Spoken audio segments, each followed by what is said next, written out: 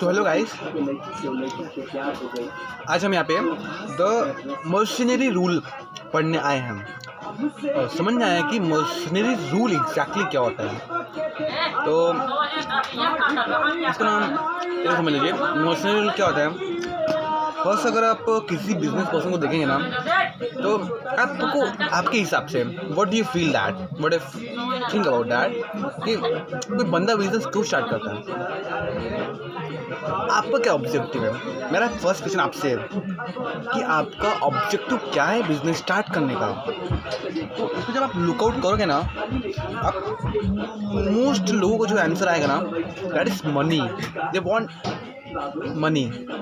तो ये mercenary rule क्या है मेरे? मर्सनरी रूल ये है कि अगर आप एक बिजनेस मनी अर्न करना चाहते हैं, आपका money first priority, money first goal है, तो आपको बिजनेस नहीं स्टार्ट करना चाहिए।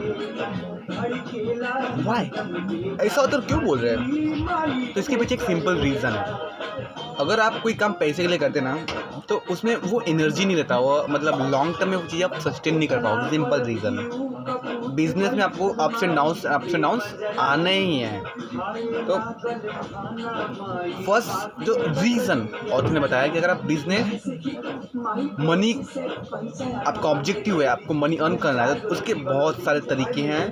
तो आप उसकी तरफ जाइए अगर आपको मनी अर्न करना है, क्योंकि बिजनेस जब स्टार्ट करेंगे तो वहाँ पे बहुत सारी प्रॉब्लम्स आएगी, इतनी बड़ी प्रॉब्लम्स आएगी जिनके सामने आप क्विट कर देंगे। अगर आपका मनी ऑब्जेक्टिव है, तो मनी अगर आपका ऑब्जेक्टिव है तो बिजनेस स्टार्ट बिल्कुल मत कीजिए। और इसका एक अलग ऑब्जेक्टिव क्या हो सकता है अगर बिजनेस स्टार्ट करें, तो आप कि आप कोई प्रॉब्लम है आप सॉल्व करना चाहते हैं, आप फील करते हैं कि ये प्रॉब्लम मुझे सॉल्व करना है, ये प्रॉब्लम मुझे तकलीफ देती है, मेरे मतलब घर तक तकलीफ देती है, मेरे बिलोंगिंग्स को तकलीफ देती है, ये प्रॉब्लम मुझे सॉल्व करना है। ये पर्सपेक्टिव से आएंगे तो you are will run a business, you will be at least stand in business.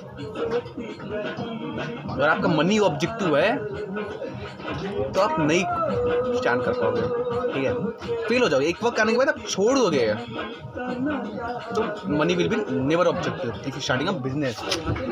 और एक होता है, एक हो गया द मर्सनरी रूल। अब एक होता है the crusader rule. The crusader rule क्या होता है? क्रूसेडर रूल होता है मतलब सिंपल समझ लीजिए, हम सबको जो अपनी चीज़ें होती है उनसे लगाव होता है। तो वैसे ही हमारे पास कोई आइडिया आता है, ठीक है, तो आइडिया से लगाव हो जाता है। तो जो आइडिया से जिसको लगाव गया ना, उसको भी बिजनेस नहीं स्टार्ट करना चाहिए।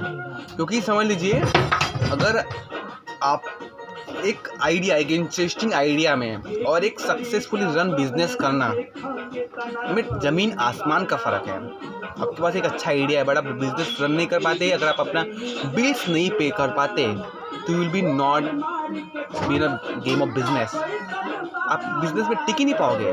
तो ऑथर के हिसाब से एक जो होता है ना इंटरेस्टिंग आइडिया, मतलब समझिए यहाँ पे कि जो आइडिया से जिसको लगाव हो गया ना, वो बिजनेस में नहीं टिका रहेगा, नहीं टिक पाएगा। क्यों ऐसा होता है? मतलब बिजनेस क्यों नहीं टिका पाएगा? मतलब बिजनेस देखिए इज ऑल अबाउट आप कितनी अच्छी से प्रॉब्लम सॉल्व कर पा रहे हैं, कितने अच्छे से अपने बिल्स को पे कर पा रहे हैं, कितने अच्छे से प्रॉफिट अर्न कर पा रहे हैं।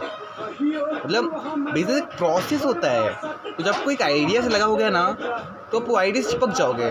आपको उस चीज़ को ऑब्जेक्टिवली नहीं देखोगे, उस चीज़ को आप इमोशनली देखोगे।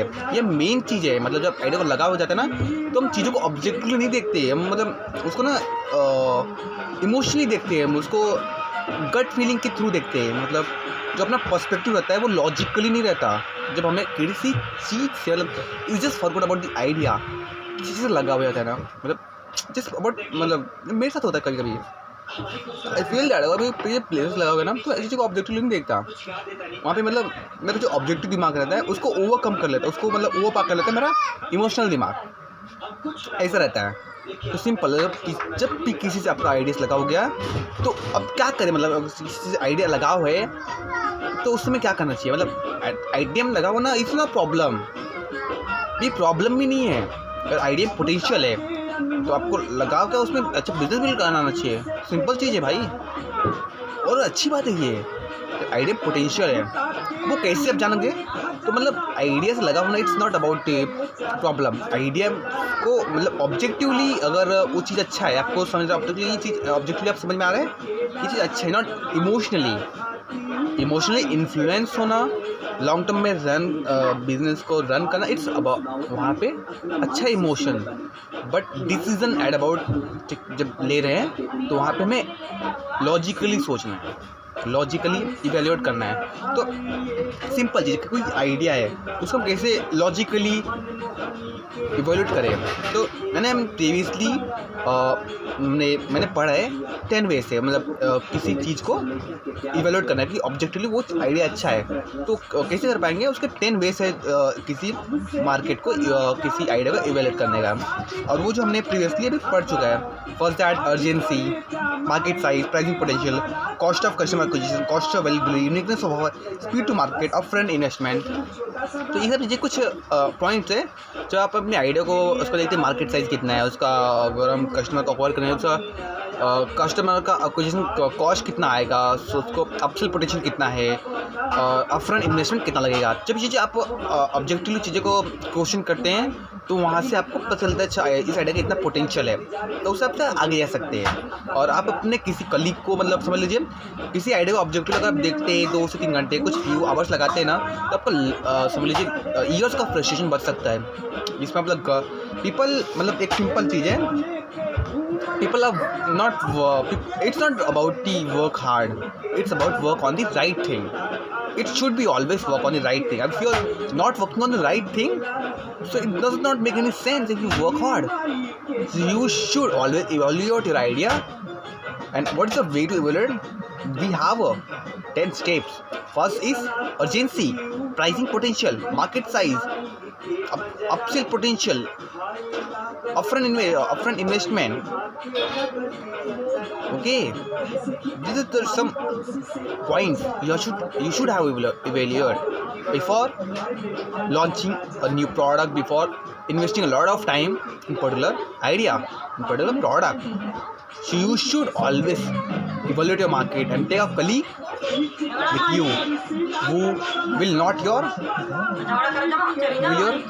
great advisor, who will judge the idea objectively, not emotionally, because you will taking your friend. So there is chance that person will to make you happy, to make you feel happy, the person will judge idea emotionally, not objectively. So you should take a friend who will judge idea objectively. And that's what consider like that we have studied the two main, the mercenary rule. What we don't have to do in mercenary rule.